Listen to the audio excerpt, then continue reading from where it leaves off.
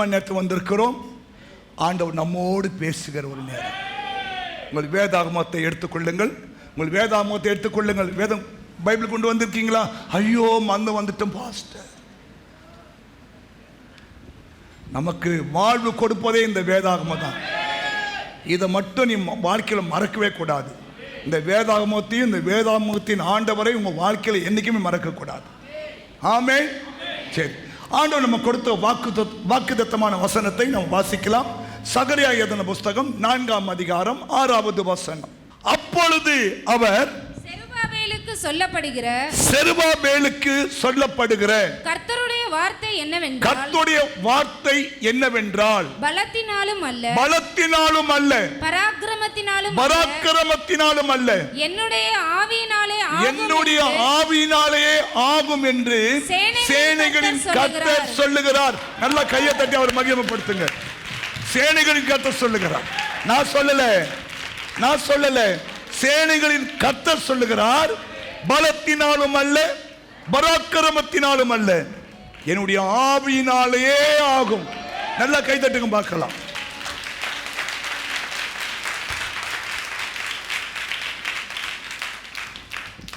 நம்முடைய வாழ்க்கையிலே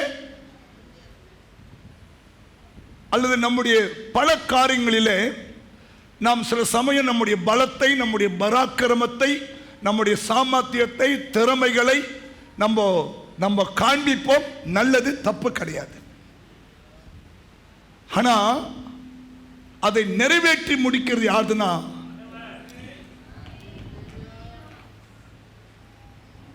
ஆமா சொல்லுங்களேன்.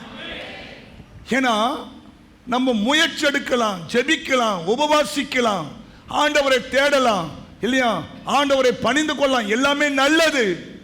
ஆனா அதனுடைய முடிவு யார் கையில் இருக்குன்னா ஆவியானுடைய கருத்து தான் இருக்கிறது. அதனாலதான் சகரியா அந்த தீர்க்கதரிசி சொல்றாரு, என் பலத்தினாலும் அல்ல பராக்கிரமத்தினாலும் அல்ல என்னுடைய ஆவியினாலேயே எல்லாம் ஆகும்.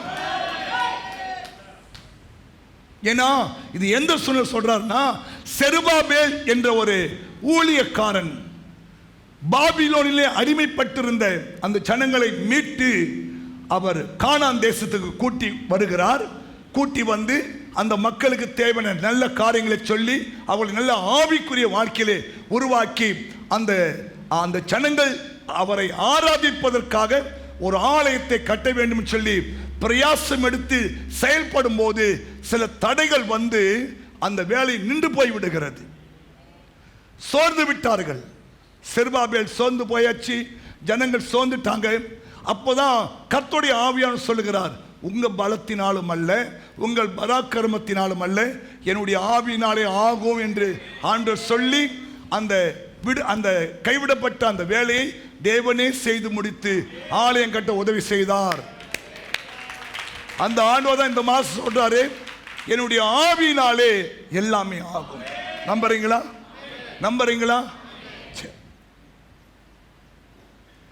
அகஸ்டின் ஜெபக்குமார் உங்களுக்கு தெரியுமா? அகஸ்டின் ஜெபக்குமார் பீகார் 1 2 3 4 5 இன்னைக்கு பீகார் ஊழியம் செய்கிறார். ஒரு நல்ல ஒரு வைராக்கியமான ஒரு தேவ மனுஷன். அவர் அப்பவே பி முடிச்சு இங்கிலீஷ் எலக்ட்ரிக்கல் கம்பெனியில் வேலை செய்து கொண்டிருந்த போது ஆண்டவர் அவரை ஊழியத்துக்கு அழைத்தாராம். அழைத்த உடனே அவருடைய சர்டிஃபிகேட் எல்லாத்தையும் கீழ்ச்சி போட்டு ஒரு பீகார் ஊழியம் போயிட்டார். இப்படிலாம் இருப்பானா? அவனா முட்டாள் பாஸ்டர், வைராக்கியம். அவர் ஒரு முறை பீகாரில், அவங்க பீகார் தான் ஊழியம் செய்கிறாங்க, பீகாரில் ஊழியம் செய்யும் போது கவனிங்க, அங்கே ஒரு மலை இருக்கிற ரோஸ்தாஸ் மலையில வாழ்ந்து கொண்டிருந்த 127 பிளாக்குக்கும் நக்சல் பாரிக்கு ஒரு தலைவனாய் நியமிக்கப்பட்டிருந்த சசிகுமார் என்பவர் இந்த அகஸ்டின் ஜெபக்குமாரை பார்க்க வேண்டும் என்று சொல்லி அவரை அழைத்தாராம். கவனிங்க, இவன் ஒரு நக்சல், 127 பிளாக்குக்கு இவன் தான் தலைவன் சசிகுமார். அகஸ்டின் ஜெபக்குமாரை அங்கே ஊழியம் செய்கிற ஊழியக்காரர் சொல்லி, உங்கள் தலைவர் நாங்கள் பார்க்கணும் இல்லையா, ஆமாம் சொல்லி கூப்பிட்டாராம். இவரும் அவரை பார்ப்பதற்காக போனாராம். அவன் சொன்னானா, உங்கள் தலைவர் வரும்போது வேறு யாரையும் அழைச்சின்னு வரக்கூடாது, அவர் மட்டும் தனியாக வரணும், வேறு எதையும் கொண்டு வரக்கூடாது, அவர் தனியாக தான் வரணும்னு சொல்லிட்டாராம். ஓகே, அந்த நாள் வந்தது. இவர் அவரை பார்ப்பதற்காக அங்கே போகிறார். அவன் ஒரு மரத்துக்கு கீழே நின்று கொண்டிருக்கிறான். அவர் அவனை பார்த்து, ஹலோ சகோதரனே, நான் அகஸ்ட் ஜெபம் வந்துருன்னு சொல்லிட்டு அவனை அப்படி கட்டி பிடிச்சி ஒரு ஹக் பண்ணாராம். ஹக் பண்ணும்போது அவன் பின்னால் AK-47 துப்பாக்கி இருக்குதுல்ல, பின்னாடி வச்சிருக்கான். அப்படியே ஹக் பண்ணும்போது தான் தெரியுது இவன் AK-47 துப்பாக்கி வச்சிருக்கான்னு சொல்லி சொன்னா, நீ எனக்கு 2 மணி நேரம் எனக்கு டைம் கொடுக்கணும் இன்னும் அவன் கேட்டானா. இவன் சொன்னா, நான் 45 மினிட்ஸ் தான் கொடுக்க முடியும் இவன் சொன்னாராம். ரைட், ஓகே போன. ஹக் பண்ண உடனே அவன் சொல்கிறான், கோ கோ போ. ஹே 2 ஹவர்ஸ் ப்ளஸ் போ போ போ போ. இவன் ஏதோ யாரோ வந்துட்டான் பொழுது ஏதோ போக சொல்கிறான்னு சொல்லிட்டு இவர் கிளம்பி வந்துட்டார். அடுத்த வாரம் அவனுடைய அந்த ஏரியாவில் ஊழியர் செய்கிற அந்த ஊழியக்காரர்கிட்ட சொல்லி அமைச்சுக்கண்ணா, எப்பா உங்கள் தலைவர் என்ன ஐயா என்னை ஹக் பண்ண உடனே எனக்கு வாய் ஊமையாயிடுச்சு, ஒரு வார்த்தையும் வரலையே, ஒரு வார்த்தை வரல, வாய் ஊமை ஆயிட்டு. உங்கள் தலைவர் என்னப்பா அவ்வளோ பெரிய சக்தி உள்ளவராக இருக்கிறாரு சொல்லி சொல்லி அமிச்சானா. புரிஞ்சுக்கங்க. பிறகு அவன் ரட்சிக்கப்பட்டு இன்னைக்கு அவன் ஊழியம் செய்கிறான் அந்த இடத்துல, பெரிய நக்சல் பாரி. ஏன்னா இவர் மேல இருந்த அந்த அபிஷேகம் அந்த நக்சல் பாரியை அவன் கட்டி பிடிச்ச உடனே பாருங்க, அவனுக்குள்ள இருந்த அந்த பொல்லாத ஆவிக்கெல்லாம் வெளியே ஓடி போய் அவன் செயலற்றவனா எப்படி நின்று விட்டானாம். இதுதான் ஆவியினால ஆகிற காரியங்கள். 127 பிளாக்குக்கும் தலைவனாய் இருந்த ஒருவனை இல்லையா, அவனுடைய உடம்பெல்லாம் AK-47 துப்பாக்கி வைத்துக் கொண்டு இல்லையா நடமாடுகிற ஒருவனை, ஒரு ஒரு அபிஷேகம் பெற்ற ஒரு தேவ மனுஷன் அவரை ஹக் பண்ணும்போது பாருங்க, அவனுக்குள்ள இருந்த இல்லையா எல்லா இந்த உலக தன்மையெல்லாம் மாறி போய் ஆவியானவர் அவனை தொட ஆரம்பித்து விட்டார். ஆமா சொல்லுங்க. யாராவது சத்துருந்தா அவனை ஹக் பண்ணு. பெரிய ஒரு கொலைக்காரன், நக்சல்பாரி இல்லையா, தீவிரவாதியா இருந்தா இல்லையா, ஆணா இருந்தா கட்டிப்பிடிச்சு, பெண் இருந்தா கட்டிப்பிடி. உன் மேல இருக்கிற அந்த அபிஷேகம் அவனை வேற மனுஷனா மாத்திடும். ஹலோ ஹலோ, அது அவரே சொல்ல நான் கேட்டேன். ஏன் உலகம் செய்ய முடியாத ஒரு காரியம், சமுதாயம் செய்ய முடியாத ஒரு காரியம், அரசாங்கம் செய்ய முடியாத ஒரு காரியம், சிறைசாலை செய்ய முடியாத ஒரு காரியம், போலீஸ் துறை செய்ய முடியாத ஒரு காரியத்தை பரிசுத்த ஆவியானுடைய வல்லமை செய்து முடிக்கும் என்று வேதம் சொல்லுகிறது. அதான் உன் பலத்தினால் அல்ல, உன்னுடைய பராக்கிரமம் அல்ல, என்னுடைய ஆவியினாலே எல்லாம் ஆகும் என்று ஆண்டவர் நமக்கு இந்த மாசம் பிராமிஸ் பண்றார்.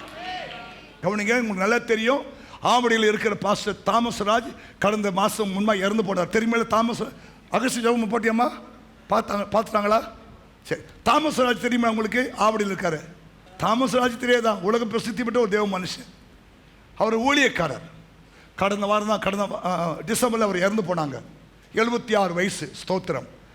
அவர் ஆவடியில் ஊழியர் செய்கிறாரு. ஒரு பெரிய இடம் வாங்கி ஒரு ஆலயம் கட்ட வேண்டும் என்று ஆண்டவர் அவருக்குள்ள ஒரு பாரத்தை கொடுத்தாராம்.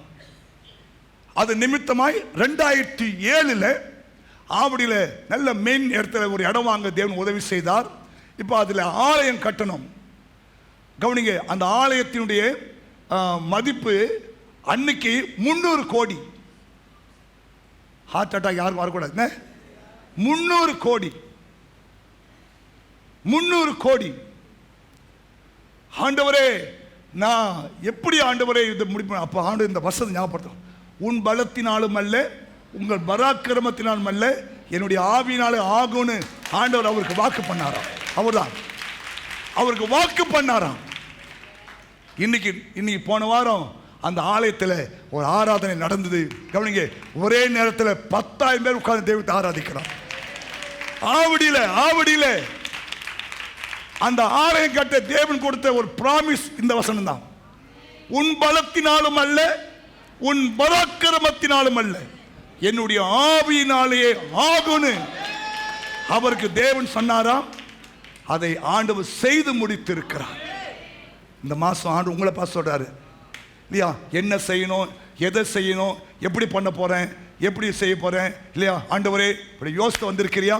ஆண்டு சொல்றாரு, உன் பலத்தினாலும் அல்ல, உன் பராக்கிரமத்தினால அல்ல, என்னுடைய ஆவியினால எல்லாம் ஆகும், என் ஆவியினால ஆகும்.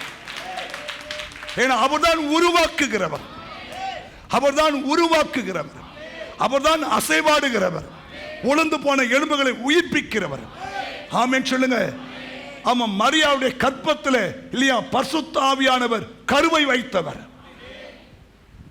கிறிஸ்துவை மரித்தோரிலிருந்து உயிரோடு எழுப்பினவர். அப்படிப்பட்ட பயங்கரமான பராக்கிரமம் உள்ள ஒரு ஆவியானவர் கர்த்தர் உங்களுக்குள்ள இங்கே அசைவாடி கொண்டிருக்கிறார். இன்னொரு சம்பவத்தை சொல்றேன் கேளுங்கள். ஒரு முறை இலங்கையில் உள்ள புத்த துறவிகள் கிறிஸ்துவ மார்க்கத்தையும் புத்த மார்க்கத்தையும் ஒப்பிட்டு பேசிக்கொண்டே இருந்தார்கள். கவனிக்கணும், இதெல்லாம் இரண்டு மார்க்கத்திலும் அநேக நன்மைகள் நல்ல குணாதிசயங்கள் உண்டு. ஆனால் ஒரு பெரிய வித்தியாசம் என்னவென்றால், கிறிஸ்தவர்களுக்கு நன்மை என்று தோன்றுகிற காரியங்களிலே முழு பலத்தோடு செய்வதற்கு அவர்களுக்கு ஒரு வல்லமை இருக்கிறது. ஆனால் புத்த மதத்தில் நன்மை இனதென்று தெரிந்தும் அதை நிறைவேற்ற வல்லமை இல்லை என்று துக்கத்தோடு சொன்ன. நல்ல கைதட்டு பார்க்கலாம், நல்ல கைதட்டு. உங்க வாழ்க்கையில நன்மை எது என்று தெரிந்தா அதை நிறைவேற்ற ஒரு வல்லமை உனக்கு இருக்கிறது. மற்ற மார்க்கத்தில் அந்த வல்லமை இல்லை. அதான் நீ கிறிஸ்தவனா இருப்பதற்காக சந்தோஷப்படு, நீ கிறிஸ்தவனா இருப்பதற்காக சந்தோஷப்படு, இந்த இயேசுவை ஏற்றுக்கொண்டதற்காக சந்தோஷப்படு, இந்த இயேசுவை ஆராதிப்பதற்காக சந்தோஷப்படு, இந்த இயேசுவுடைய பிள்ளையாக இருக்க நீ ரொம்ப சந்தோஷப்படு.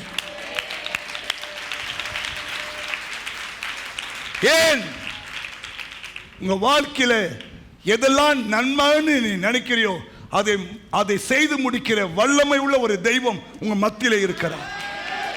மற்ற மார்க்கத்திலே பரிசுத்த ஆவி இல்லை, மற்ற மார்க்கத்திலே அபிஷேகம் இல்லை, மற்ற மார்க்கத்திலே தேவனுடைய வல்லமை இல்லை. ஆனா உங்களுக்கும் எனக்கும் இல்லையா, நம்ம வாழ்க்கையில எல்லாவற்றையும் செய்து முடிக்கிற ஒரு தேவ ஆவியானவர் நம்ம மத்தியிலே இருக்கிறார்.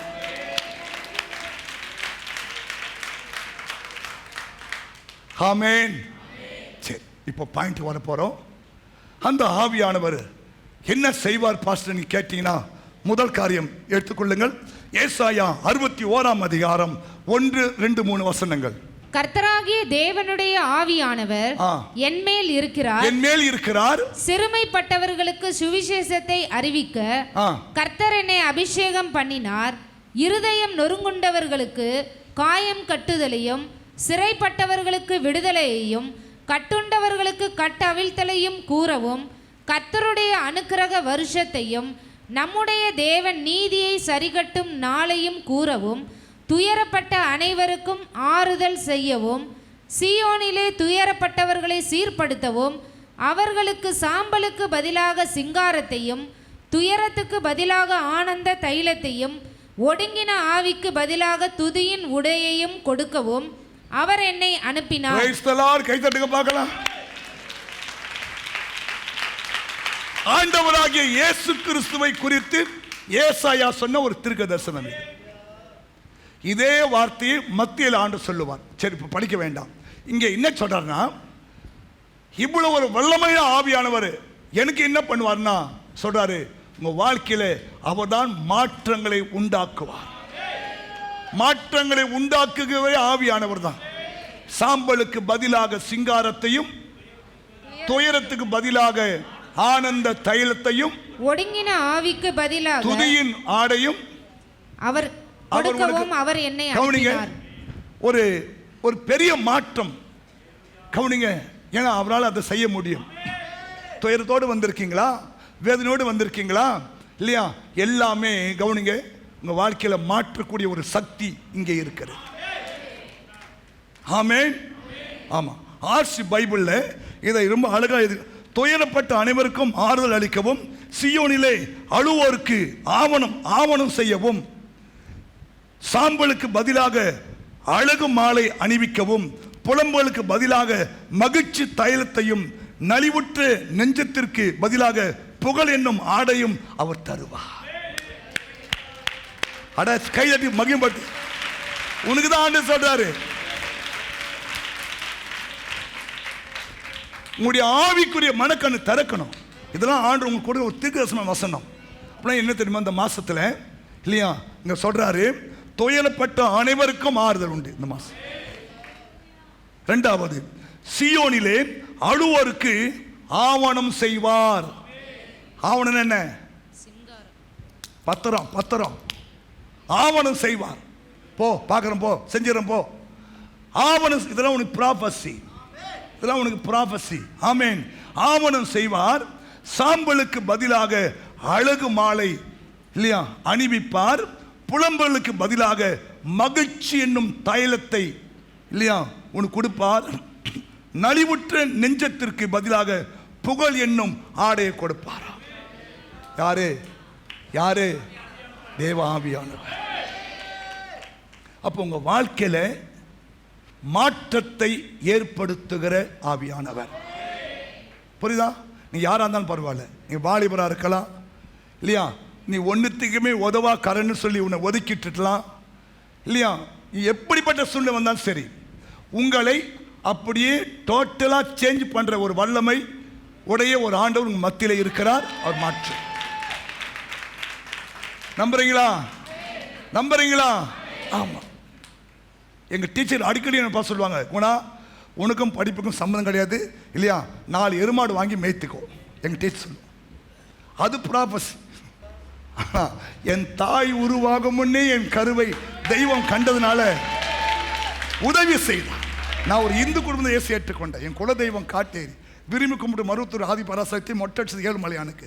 ஒரு நாயுடு குடும்பம், ஜாதியிலும் கிறிஸ்தவம் இல்லை, ஆதியிலும் கிறிஸ்தவம் கிடையாது. ஆனால் என் தாய் உருவாகும் முன்னே என் கருவை அவர் கண்டுட்டார். அதனால டீச்சர் வார்த்தையை அவாய்ட் பண்ணிட்டார் ஆண்டவர்.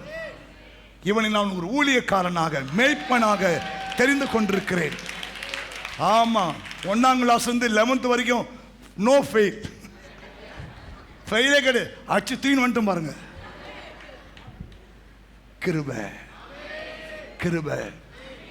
ஏன்? கர்த்தர் நம்மை மாற்றுகிறவர். உன் தாய் உருவாகும் முன்னே உன் கருவை தேவன் கண்டிருக்கிறபடினால இல்லையா, உங்களை இப்படியே விட்டுட்டு போறது அவர் விரும்பல. உன் வாழ்க்கையில் ஒரு மாற்றத்தை ஏற்படுத்துவார், ஒரு மாற்றத்தை ஏற்படுத்துவார். ஆமென். ஆமா, ஒரு சூழ்நிலை உனக்கு உருவாகும், ஒரு அற்புதம் நடக்கும் இல்லையா, ஒரு முகாந்தரம் உனக்கு உண்டாகும். தாவீது கேட்டாங்க அண்ணன்மாரை பார்த்து, நான் வந்ததுக்கு ஒரு முகாந்தரம் இல்லையா? சகோதரா, நீ பிறந்ததுக்கு ஒரு முகாந்தரம் இருக்கு, நீ ரட்சிக்கப்படுறதுக்கு ஒரு முகாந்தரம் இருக்கு, நீ இந்த ஆலயத்துக்கு வந்ததுக்கு ஒரு முகாந்தரம் இருக்கு, எல்லாத்துக்கும் ஒரு முகாந்தரம் இருக்கு. நல்லா கையை தட்டி அவர் மையப்படுத்து.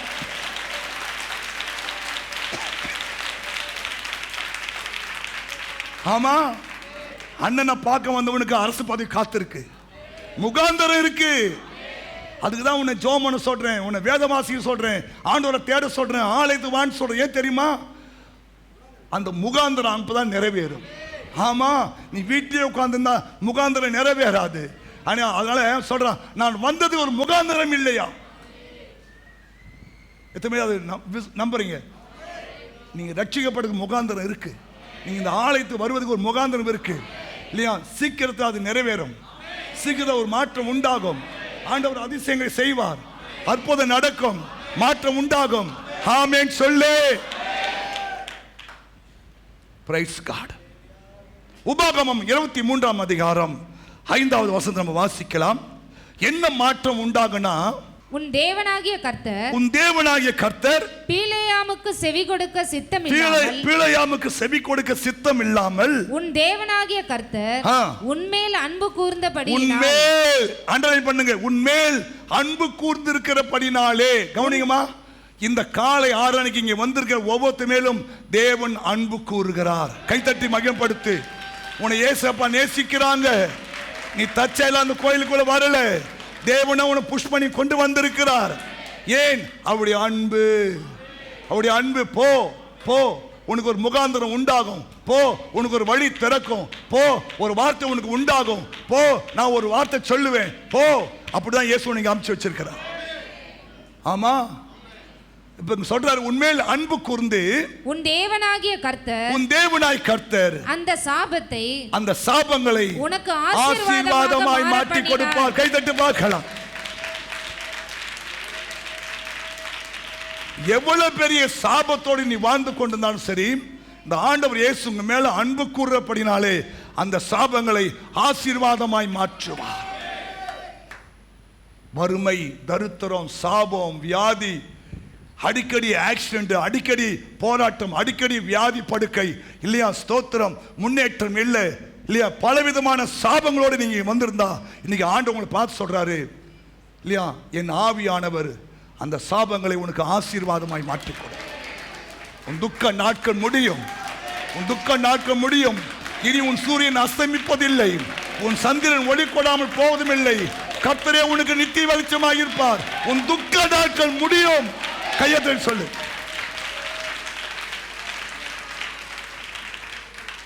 ஹல்லேலூயா.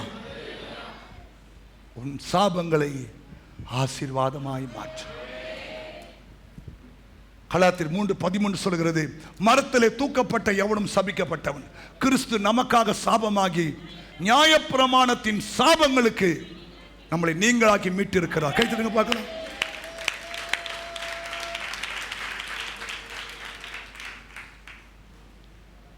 சாபம் ஒரு கொடிய ஒரு காரியம். சாபத்தில் அழிந்த குடும்பங்கள் ஏராளம். ஹல்லேலூயா.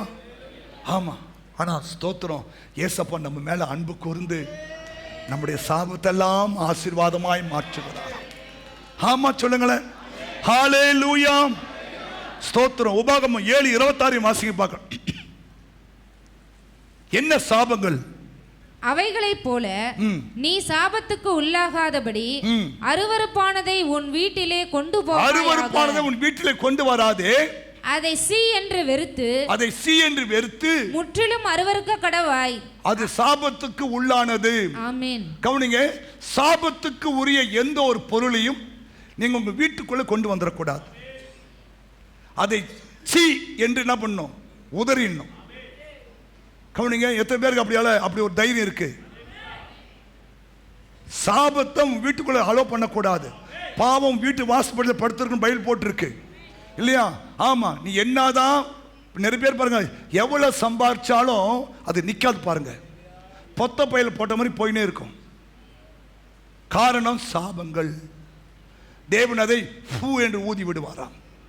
சாபங்கள் இருக்கிற வரைக்கும் இல்லையா, உங்க வாழ்க்கையில ஒரு பெரிய போராட்டம் இருந்து கொண்டே இருக்கும். அடி மேல அடி விழுந்துனே இருக்கும் இல்லையா, நன்மைகள் நடக்காது, நல்ல காரியங்கள் நடக்காது, போராட்டங்கள் வந்து கொண்டிருக்கும் இல்லையா. இதெல்லாம் சாபத்துக்குள்ள வர்றது. நீங்க ஆண்டவரை நோக்கி பாருங்க. இயேசுவே, மரத்திலே தூக்கப்பட்ட எவனும் சபிக்கப்பட்டவன், கிறிஸ்து எனக்காக சாபமானீங்க இல்லையா. ஏசப்பா தலைமையில முள்முடி வச்சு அடிச்சாங்கல்ல, அது நம்முடைய சாபத்தை நீக்குவதற்காக தேவன் ஏற்றுக்கொண்ட முள்முடி. ஆமா சொல்லுங்களேன். இயேசுவை வாரினால் அடிச்சாங்கல்ல, அவருடைய சரீரத்திலிருந்து ரத்தம் பீரிட்டு வந்தது இல்லையா, நம்முடைய சாபங்களை ஆசீர்வாதமாய் மாற்றுவதற்காக தான் ஆண்டவர் இயேசு நமக்காக கல்வாரி சிலுவையிலே அவர் மரித்தார். நீங்க அந்த இயேசுவை நோக்கி பார்க்கும்போது உங்க வாழ்க்கையில எத்தனை தலைமுறை சாபம் இருந்தாலும் கர்த்தர் ஒரு நிமிஷத்துல, ஒரு இமைப்பொழுதுல அதை வெண்பஞ்ச போல மாற்றுவார். உன் பாவங்கள் சிவேர் என்று இருந்தாலும் தேவாதி தேவன் அதை வெண்பஞ்ச போல மாற்றுவார். சந்தோஷமாயிரு, சிரிங்க. மாற்றுறார் இயேசு, மாற்ற போறாரு. சிரிச்சாதான் அது பேர் முகம், இல்லைன்னா அதுக்கு பேர் முகரக்கட்டை. ஆண்டவர் சொல்றாரு, நான் உன் சாபத்தை ஆசீர்வாதமா மாற்றேன்னு சொல்றேன். இப்படி எவ்வளோ எழுந்து நின்று குதிச்சு டான்ஸ் ஆண்டோம் ஏசப்பா கிட்ட. அப்படியே இதே ஆப்பிரிக்கா காரட்டு இந்த வசனம் போயிருந்தா அவன் குச்சி குச்சி ஆடுவான். ஏன்னா இந்த உலகத்தில் உங்களுடைய சாபங்களை மாற்ற சக்தி வேற எந்த சக்திக்கு இல்லை. இயேசுவை தவிர அவர் உன்மேல் அன்பு கூர்ந்து உன் சாபங்களை ஆசீர்வாதமாய் மாற்றுவார். இன்னொரு வார்த்தை வாசிக்கலாம். உபாகமம் 11:28. ஏன் சாபங்கள் நமக்கு உருவாகிறதுன்னு சொல்லப்பட்டிருக்கிறது. ஒன்னு சாமுவேல், உங்கள் தேவனாகிய கர்த்தரின் கற்பனைகளுக்கு கீழ்ப்படியாமல் இன்று நான் உங்களுக்கு விதிக்கிற வழியை விட்டு விலகி நீங்கள் அறியாத வேறே தேவர்களை பின்பற்றுவீர்களானால் சாபமும் வரும். ஸ்தோத்திரம்.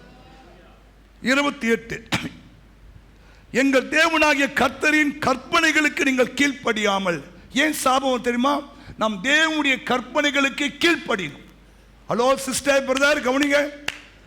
அநேக சமயம் நம்ம வாழ்க்கையில ஏன் சாபங்கள் வருதுன்னா, நம்ம தேவன் நமக்கு செய்ய சொன்ன அந்த வார்த்தைகளுக்கு நாம் கீழ்ப்படியாமல் நம்முடைய மனசும் மாமிசமும் விரும்பினபடியே நாம் செய்ய ஆரம்பிக்கிறோம்.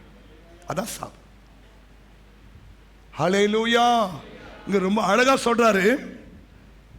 மறுபடி வாசிக்கலாம். 11 தேவனாகிய கர்த்தரின் கற்பனைகளுக்கு கீழ்ப்படியாமல் இன்று நான் உங்களுக்கு விதிக்கிறேன் வழியை விட்டு விலகி நீங்கள் அறியாத வேற தேவர்களை பின்பற்றுவீர்களானால் சாபமும் வரும்.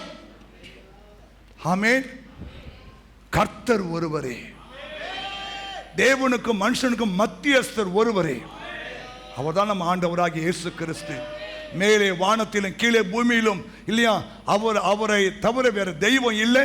நீ அவைகளை உண்டாக்க கூடாது, நமஸ்கரிக்கும் கூடாது அப்படின்னு ஆண்டவர் 10 கற்பனை முதல் கற்பனை சொல்லி இருக்கிறார். நம்ம வாழ்க்கையில் என்ன கஷ்டம் வந்தாலும் ஆண்டவரே இல்லையா, நீங்கள் இந்த மெய்யான தெய்வத்தை அறிந்த பிறகு நீங்கள் வேற தேவர்களை தேடி போகக்கூடாது. ஆமென் சொல்லுங்க. அது சாபமாயிடும். ஆமென். ஏன்னா இவரால் முடியாத காரியம் ஒண்ணுமே இல்லை. ஆமா சொல்லுங்க. கழுதியை தேடி போன சவுலை ராஜாவாய் மாத்தினவர் நம் ஆண்டவராகிய இயேசு கிறிஸ்து. அத்திப்பழங்களை பொறுக்கி தின்ற ஆமோஸை திருதசையாய் மாற்றினவர் நம் ஆண்டவர் இயேசு கிறிஸ்து. மீன் பிடிக்கிற பேதுருவை இல்லையா அற்புதம் செய்கிற மனுஷனாய் மாற்றினவர் நம் ஆண்டவராகிய இயேசு கிறிஸ்து. 38 வருஷமாய் படுத்த படுக்கையாய் இருந்தவனை எழுந்து நடன் சொல்லி நடக்க வச்சவர் நம்ம ஆண்டவராகிய இயேசு கிறிஸ்து. ஏன்னா திருமுகம் நோக்கி பார்த்தவர்கள் வெட்கப்பட்டு போனதில்லை. திருநாமம் அறிந்தவர்கள் கைவிடப்படுவது கிடையாது. ஹல்லேலூயா. ஆமா, மலேசியா தேசத்தில் பிறந்தனா எங்க வீட்டில் நான் 10வது பிள்ளை, மொத்தம் 12 பிள்ளை. எங்க அப்பா 10 வருஷத்துல இறந்து போனாங்க. ஒண்ணுமே இல்லை. இந்தியாவுக்கு வந்துட்டோம். வந்த நேரம் பார்த்தா இந்தியாவில் பயங்கரமான கஷ்டம், பஞ்ச நேரங்கள். கொண்டு வந்த நகலாம் விற்று எப்படியோ எங்கள் அம்மா காப்பாற்றினாங்க. ஸ்தோத்திரம். நான் இயேசுவை ஏற்றுக்கொண்ட போது எனக்கு இருந்த ஒரே சொத்து ஒரு ஓட்டர் சைக்கிள் மாத்திரமே. ஓட்டர் சைக்கிள் மாத்திரமே. போன வாரம் ஒருத்தர், பிரதர் ஒரு கார் வேணும், செகண்ட் ஹேண்ட் காரனாலும் பரவாயில்ல கேட்டா, BMW வாங்கிக்கிறீங்க பசங்க கேட்குறான். வாட்டர் சைக்கிள் ஓட்டின ஆளுக்கு BMW காரு. நீ பொறாம படாத, ஊழியர் நல்லா இருக்குன்னு ஆசைப்படு. ஆமென். செகண்ட் ஹேண்ட் தான் கேட்டிருக்கிறேன். செகண்ட் ஹேண்டே 10 லட்சமா? ஹலோ, ஒரு வாட்டர் சைக்கிள் ஓட்டின ஆளுக்கு இன்னைக்கு BMW காரை கொடுக்க தேவன் வல்லவராக இருக்கிறார். என் பலத்தினால் அல்ல, என் பராக்கம் அல்ல. அவர் ஊழியக்காரனுடைய சுகத்தை விரும்புகிற தெய்வம் தெரியுமா? நீ விரும்புறே இல்லையா? நீ எத்தனை பேர் இல்லையா பாஸ்டருக்கும் பாஸ்டமும் உண்மையா ஜெபம் பண்ண? போய் சொல்லாத, கோயில போய் சொல்லாத. நிறைய பேர் மனதார ஜபிக்கவே இல்லை.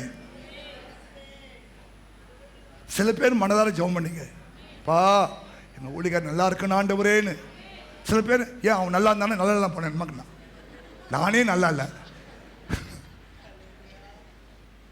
உன் இதயம் இயேசுவுக்கு தெரியும், உன் வேதனை இயேசுவுக்கு, என் வேதனை இயேசுக்கு புரியும். நீ ஜெபம் பண்ணலன்ற வேதனை எனக்கு அவருக்கு தெரியும். உண்மையை ஜெபம் பண்ணுங்க, போய் சொல்லாத. நான் மனதார ஜெபம் பண்ண மாத்திரம் கை வைத்து பார்க்கணும். நம்ப முடியாது. சரி, okay, thanks, God bless you. நான் நல்லா தான் உங்களுக்காக ஜெபம் பண்ணுவேன். டெய்லி காலையப்பா இந்த சகோதரனுக்காக ஜெபிக்கிறேன், இந்த சகோதரிக்காக ஜெபிக்கிறேன், திருசபைக்கு வர எல்லா மக்களுக்காக ஜெபம் பண்ணுறேன்னு சொல்லி உங்களுக்காக ஜெபம் பண்ணுவோம். என் மனைவி ஜெபம் பண்ணுவா, என் பிள்ளை ஜெபம் பண்ணும், என் உடன் ஊழியக்காரங்க ஜெபம் பண்ணுவாங்க. ஆமா, ஹல்லேலூயா. அதனால உங்க வாழ்க்கையில ஏன் சொல்றேன், ஒரு ஆராதனை கும்பிட்ட நான் என் வாழ்க்கையில் ஏற்பட்ட அந்த சூழ்நிலைகள் நிமித்தம் தான் இயேசு ஏற்றுக்கொண்டேன். ஆனால் ஸ்தோத்திரம், 1985 வருஷம் அக்டோபர் மாதம் இந்த இயேசு நான் ஏற்றுக்கொண்டேன். இந்த நாள் வரைக்கும் இந்த இயேசு என்னை கைவிடலை, நானும் எனக்கு கைவிடலை. ஏன்? என் வாழ்க்கையிலும் பல கஷ்டம் வந்தது, சோதனை வந்தது. ஆனால் அந்த ஆண்டவர் இல்லையா விடலை. நான் கட்டில் காலை கெட்டியாக பிடிச்சிக்கலாம். அதான் ஏசப்பா இது உன் கால ஆண்டவரே. கட்டில் கால் இதில்ல, கட்டில் கால். ஏன்னா வானம் அவருக்கு சிங்காசனம், பூமி. அப்போ அவர் கால் எங்கே இருக்கு? பூமியில் இருக்கு. நான் கற்பனை பண்ணி காலை அந்த கட்டுக்காலை பிடிச்சிக்குவேன். ஏசப்பா உங்கள் கால ஆண்டவரே எனக்கு உதவி செய்யுங்கப்பான்னு. நான் அப்படி காலை அந்த கட்டுக்காலை பிடிச்சி ஜோம் பண்ணிட்டுன்னா அந்த காரியம் சக்ஸஸ் ஆகிடும். புரியுதா? தேவனுடைய கிருபையினால இந்த செங்கல்பட்டுக்கு வரும்போது ஒரு சதுரடி இடம் கூட கிடையாது. ஆனால் ஸ்தோத்திரம், தேவன் இன்னைக்கு 66 சென்ட் ஏறக்குறைய 12 கிரவுண்டு கொடுத்துருக்காராம். ஸ்தோத்திரம். கணக்கு கூட தெரியல பாருங்க. கணக்கு 35 மார்க் தான் பாருங்க. கணக்கு 35, ஆமா, சயின்ஸ்ல 41. இந்த ஆளை கொண்டாந்து ஆண்டவர் யூஸ் பண்றப்ப இதே பெரிய பாக்கியம்.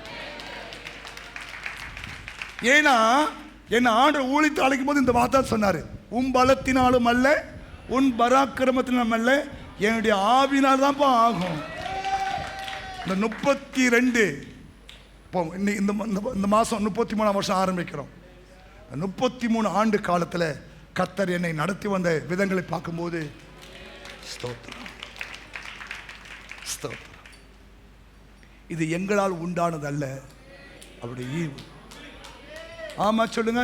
நீ நினைக்கலாம், இல்லை பாஸ் எங்க வெளிநாட்டு பணம் வருது. இல்லை, லோக்கல் ஃபண்டு தான். நீ கொடுக்குற 5-10 தான். தோத்திரம். ஆமென், ஹல்லேலூயா. இப்போ என்ன சொல்றேன், எந்த சூழ்நிலையிலும் தேவனுடைய கற்பனையை கை கொள்வதை விட்டுறாதீங்க. அவருடைய வார்த்தையை கேட்கிறீங்களா, அப்படியே கீழ்ப்படிஞ்சிருங்க. விட சொன்னா விட்டுடுங்க. இந்த பாவத்தை விட்டுடு, இந்த காரியத்தை விட்டுடு இல்லையா, இதை சீன் தூக்கி எட்ட போடு இல்லையா, இந்த காரியம் செய்யாதுன்னு சொல்லி ஆண்டவர் சொன்னார்னா உடனே கீழ்ப்படிச்சிடு. பாருங்க, உனக்கு தேவ சமாதானம் உண்டாகும், சந்தோஷம் உண்டாகும், சுகம் உண்டாகும், ஆரோக்கியம் உண்டாகும். ஆமா சொல்லுங்க, ஹல்லேலூயா. சில சமயம் நமக்கு ஏன் இந்த பலவீனம், வியாதி, போராட்டம் வருதுன்னா பைபிள் சொல்லுது, நாம் அவருடைய கற்பனைகளை கை கொள்வதை விட்டு விட்டு நம்முடைய சுய புத்தி மேல் சாய்ந்து, நீதிமொழிகள் புத்தகம் 3 சொல்றாரு, நீ உன் சுய புத்தி மேல் சாயாமல் உன் முழு இருதயத்தோடும் கர்த்தர் பேரில் நீ நம்பிக்கையாக வாசிக்கலாம். உன் சுய புத்தியின் மேல் சாயாமல் உன் முழு இருதயத்தோடும் கர்த்தரில் நம்பிக்கையா இருந்து உன் வழிகளெல்லாம் அவரை நினைத்துக்கொள், அப்பொழுது அவர் உன் பாதைகளை செவ்வாய்ப்படுத்துவார். நீ உன்னை ஞானி என்று எண்ணாதே. நீ உன்னை ஞானி என்று எண்ணாதே. பைபிளை பாரு, நீதிமொழிகள் 3ஆம் அதிகாரம் 5வது வசனம். நீ உன்னை ஞானி என்று எண்ணாதே, கர்த்தருக்கு பயந்து தீமையை விட்டு விலகு. அது உன் நாபிக்கு ஆரோக்கியமும் உன் எலும்புகளுக்கு ஊனும். கை தட்டி பார்க்கலாம். இந்த மாசம் கீழ்ப்படிஞ்சு பாருங்க, தேவன் உனக்கு நல்ல ஆரோக்கியத்தை, உன் எலும்புகளுக்கு நல்ல ஊனை கொடுத்து உன்னை புஷ்டியாய் மாற்றுவார். என் நாமத்துக்கு பயந்து இருக்கிற மேல நீதியின் சூரியன் உதிக்கும், உன் செட்டின் கீழே ஆரோக்கியம் தங்கியிருக்கும். நீ வெளியே புறப்பட்டு போய் கொளுத்த கன்ற போல மாறுவ. கைத்தட்டி ஆண்ட மயப்படுத்து. ஏன்? நீ உன்னை ஞானி என்று எண்ணாத, எனக்கு எல்லாம் தெரியும் யோசிக்காத, எனக்கு தெரியாத பைபிளா, எனக்கு தெரியாத பாஸ்டா, இதெல்லாம் இந்த டைலாக்லாம் ஏசப்பட ஒத்துக்கூடாது. நீ உன்னை ஞானி என்று எண்ணாதே, கர்த்தருக்கு பயந்து தீமை விட்டு விலகு. அதுதான் உன் நாபிக்கு ஆரோக்கியம், உன் எலும்புகளுக்கு ஊனா மாறும். எவ்வளவு பெரிய வியாதியா இருந்தாலும் கர்த்தர் ஒரு வார்த்தை சொல்லிட்டார்னா அது கடந்து போயிடும். எதுவும் நம்புறீங்க? ஆமென் சொல்லுங்க. மூன்றாவது ஏன் சாபம் வருது நாம பார்க்கலாம். 1 சாமுவேல் 3:13 சொல்லுகிறது, அவன் குமாரர் தங்கள் மேல் சாபத்தை வர பண்ணுகிறதை அவன் அறிந்திருந்தும். கவனிங்க, உங்க பிள்ளைகள் மேலே சாபம் வருவதை நீங்கள் அறிந்திருந்தும் பார்த்துட்டு சும்மா இருக்க கூடாது. கவனிங்க, இன்னைக்கு பார்த்தீங்கன்னா நம்ம பிள்ளைகள் நம்ம பேச்சை கேட்கறதே கிடையாது. அப்படி நம்ம பிள்ளைகள் நம்ம பேச்சை கேட்காம போகும்போது அது அந்த பிள்ளைகளுக்கு ஒரு சாபங்களாய் மாறிவிடும். உங்களால் முடிந்த மட்டும் உங்கள் பிள்ளைகளை கர்த்தர் பக்கமாய் திருப்ப நீங்கள் முயற்சி எடுக்க வேண்டும். இங்க பாருங்க, ஏலிக்கு 2 பிள்ளைகள். இந்த பிள்ளைகள் இந்த ஆலயத்துக்கு வருகிற பெண்களோடு கூட தவறான முறையில் பழகுவதும் அந்த பலிகளை தவறான முறையில் பயன்படுத்துவதும் இல்லையா, ஏலி கேள்விப்பட்டு கூட அந்த பிள்ளைகளை அடக்காம போனதுனாலே ஒரே நாள் அந்த 2 பிள்ளைகள் செத்து போனது. சாபம். தயவு செய்து உங்க பிள்ளைகள் தவறு செய்கிறாங்கன்னு தெரிஞ்ச உடனே ஒன்று ஜெபம் பண்ண ஆரம்பி, 2வது பிள்ளைகளை உட்கார வச்சு பேசு. தம்பி இப்படிலாம் பைபிள் சொல்லுது, அதுக்கு மேலே அவன் தலையெழுத்து இல்லையா, தோத்துரும். ஆனால் முதல்ல உட்காந்து ஜெபம் பண்ணுங்க. அப்பா அம்மா முதல்ல அடங்காத பிள்ளைகளுக்காக ஜெபம் பண்ணுங்க. அடங்காத பிள்ளைகளுக்காக ஜெபம் பண்ணுங்க. ஏன்னா அடங்காத பிள்ளைகளை நம்ம விட்டுட்டோம்னா அந்த பிள்ளைகள் மேலே தேவையில்லாத இல்லையா சாபங்களை இல்லையா அனுமதிக்கப்படும். ஆமாம் சொல்லுங்க. தயவு செய்து உட்கார பிள்ளையோடு பேசுங்க. நீங்கள் ஜெபம் பண்ண ஆரம்பிச்சிருங்க. கர்த்தர் கைகால ஒற்றை கொண்டு உள்ளே போட்டுருவார் ஆண்டவர். அடங்காத புருஷன், அடங்காத மனைவி, அடங்காத பிள்ளை, அடங்காத மாமனார், அடங்காத மாமியார், அடங்காத நாத்தனார், அடங்காத அப்புறம்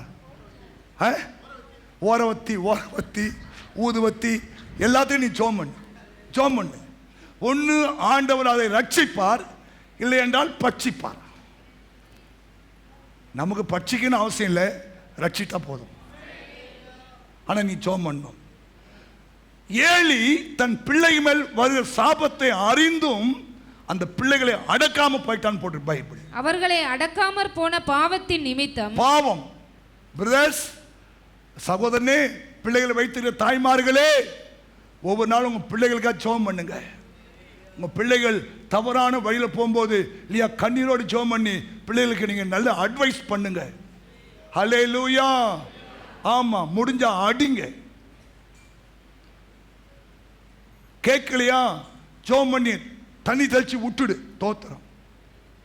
சவுலை தமஸ்கு மீது சந்தித்த தெய்வம் உன் பிள்ளையை சந்திப்பார். தமஸ்கு மீது சவுலை எப்படி சந்திச்சாரு? 2 கண்ணு கூட ஆயிட்டு. ஐயோ வான பாஸ்டர். ஏன்னா தேவனுடைய சந்திப்பு அப்படிதான் இருக்கும். ஆமா சொல்லுங்க. நீ கண்ணீரோடு ஜெபிக்கிற ஜெபத்தை கேட்டு கர்த்தர் அவனை தொட ஆரம்பிப்பார். ஆமா சொல்லுங்களேன். ஆமா சொல்லுங்களேன். ஆமா சொல்லுங்களேன். அப்போ சாபம் எப்படி வருது தெரியுமா? அடங்கணும். மனைவியா இருந்தா புருஷனுக்கு அடங்கணும் இல்லையா? ஆமா. பிள்ளைகளா இருந்தா பெற்றோருக்கு அடங்கணும். விசுவாசியா இருந்தா சர்ச்சைக்கு அடங்கணும். ஊழியக்காரனுக்கு அடங்கணும். ஆமேன். இல்லை என்றால்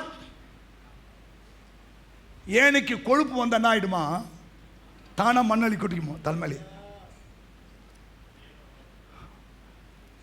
கொழுப்பு பிடிச்சிட்டா என்ன ஆகுமா? மண்ணை அள்ளி தானே தலைமை கொட்டிக்குமா?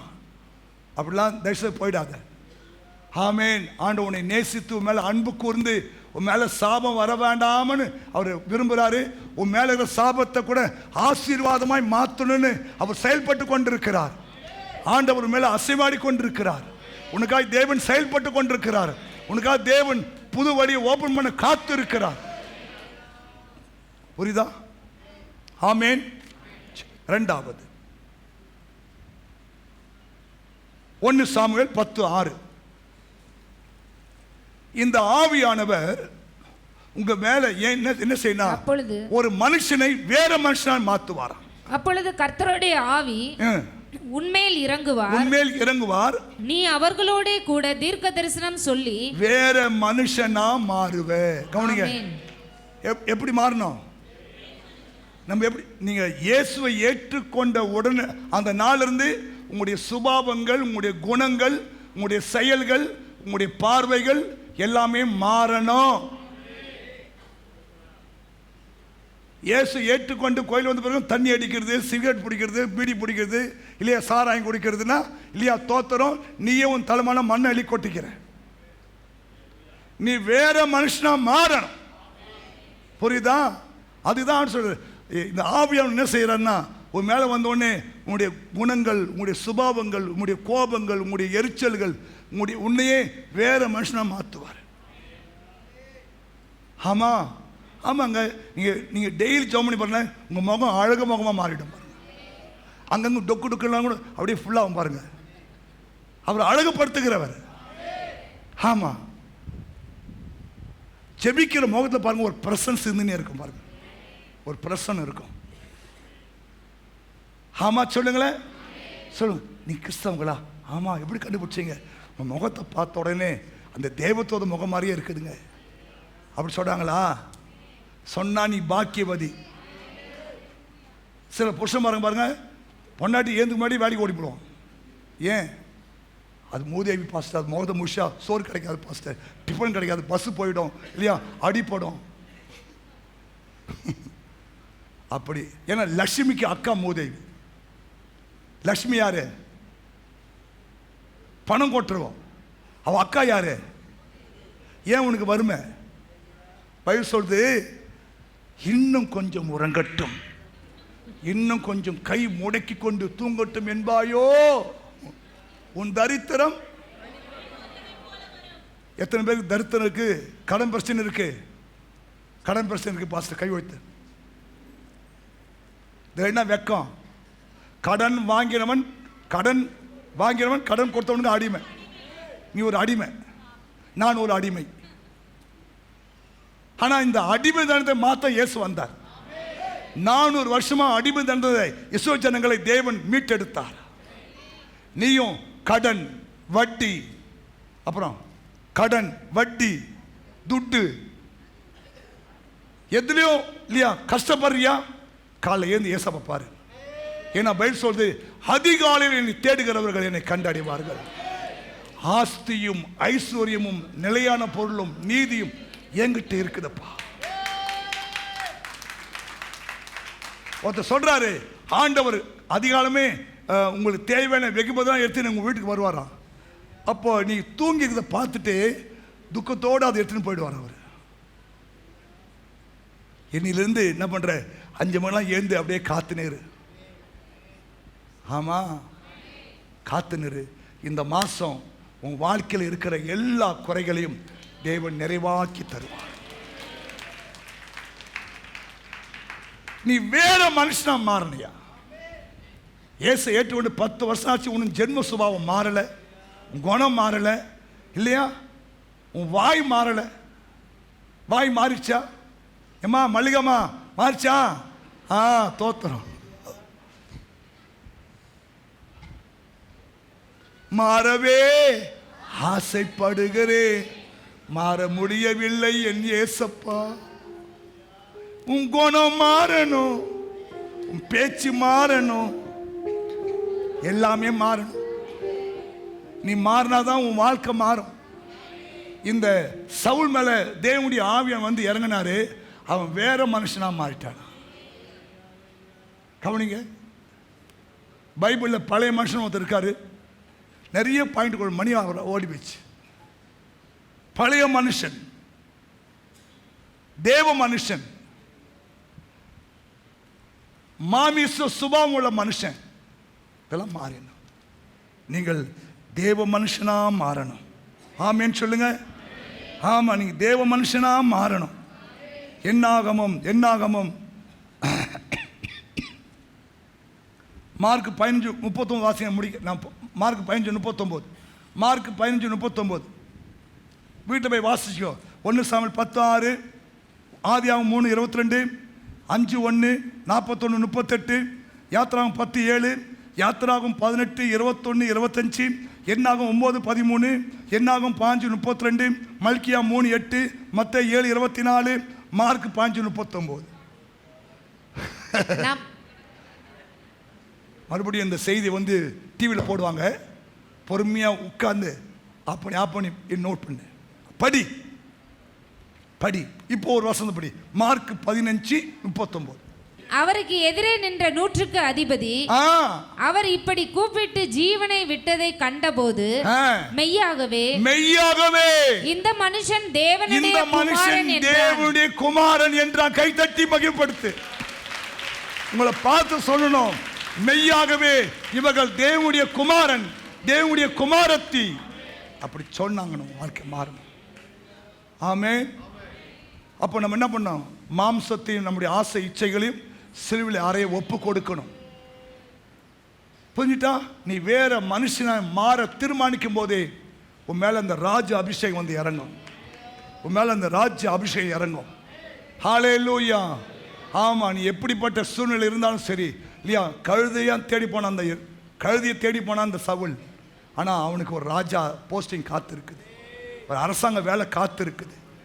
நீ மாறு, கர்த்தர் உன்னை ஆசீர்வதிப்பார். நீ மாறு. ஆமென். வேற மனுஷனாய் மாறு. அதாங்க மாற்றம். நீங்க வாரம் கோயில் வரது நோக்கம் தெரியுமா? ஒவ்வொரு வாரமும் தேவனுடைய வார்த்தை கேட்டு உங்க வாழ்க்கையில் இருக்கிற இல்லையா தேவனுக்கு பிடிக்காததான் நீங்க என்ன பண்ணும்? அவனுடைய ஒப்பு கொடுத்துட்டு புது சிருஷ்டியா மாறணும். ஒருவன் கிறிஸ்துவுக்குள் இருந்தால் புது சிருஷ்டியா இருப்பான். பழையன எல்லாம் ஒளிந்து போயின, எல்லாம் புதிதாயின. நம்மளா ஏந்து நிற்கிறான். அவன் வேற மனுஷனாய் மாறினான். முதல் ஒரு காரியம் பேசியிருக்கிறேன், கவனிங்க. பைபிள் தெளிவாய் சொல்லுகிறது, நீங்கள் எப்படி இருந்தாலும் சரி இந்த மாசம் கர்த்தருடைய ஆவியானவர் உங்க வாழ்க்கையில நல்ல மாற்றங்களை ஏற்படுத்துவார்.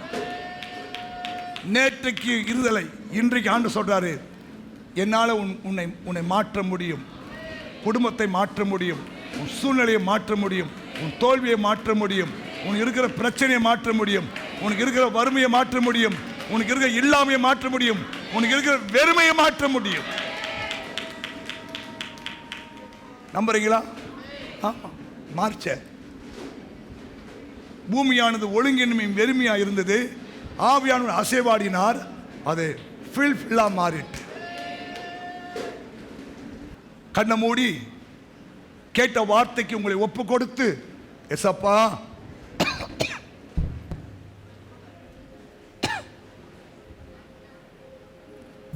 நான் புது சிருஷ்டியா இருக்கணும் ஆண்டவரே,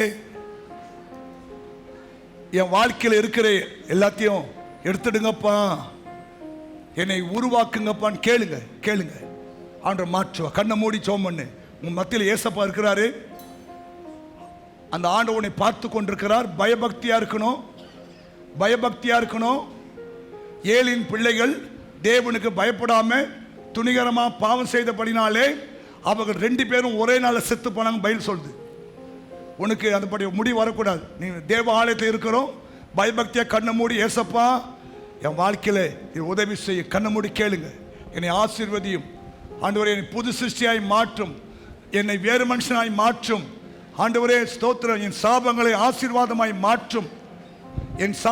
ஆசீர்வாதமாய் மாற்றும், என்னுடைய ஏழ்மையை மாற்றும், எனக்கு இருக்கிற வியாதியை மாற்றும், எனக்கு இருக்கிற பிரச்சனையை மாற்றும். கேளு.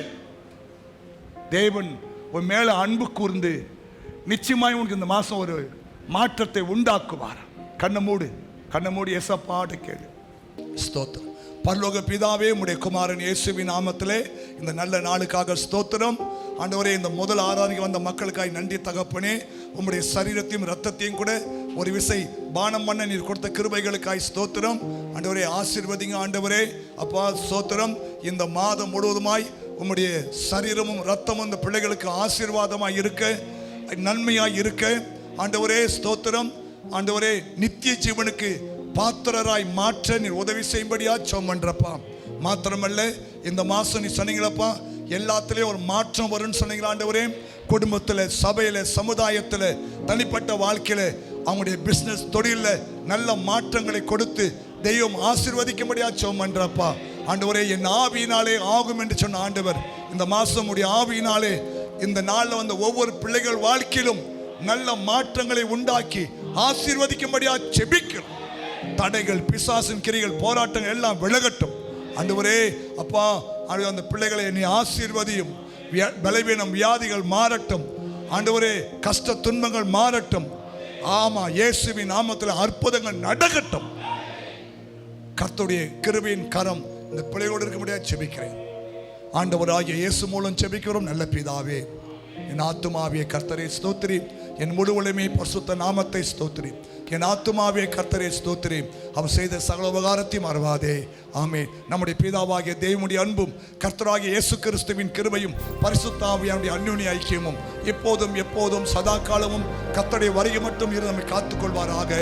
ஆமென். கர்த்தர் உன்னை ஆசீர்வதித்து உன்னை காக்க கடவர். கர்த்தர் தம்முடைய முகத்தை உன்மேல் பிரகாசிக்க பண்ணி உன்மேல் கிருபையா இருக்க கடவர். கர்த்தர் தம்முடைய முகத்தை உன்மேல் பிரசன்னமாக்கி உனக்கு சமாதானம் கட்டளை கடவர். ஆமென். ஹல்லேலூயா. ஆண்டவர் இயேசு உங்களை ஆசீர்வதிப்பார். சமாதானமாய் புறப்பட்டு போங்க. நிச்சயமாய் கர்த்தர் பெரிய காரியம் செய்வார்.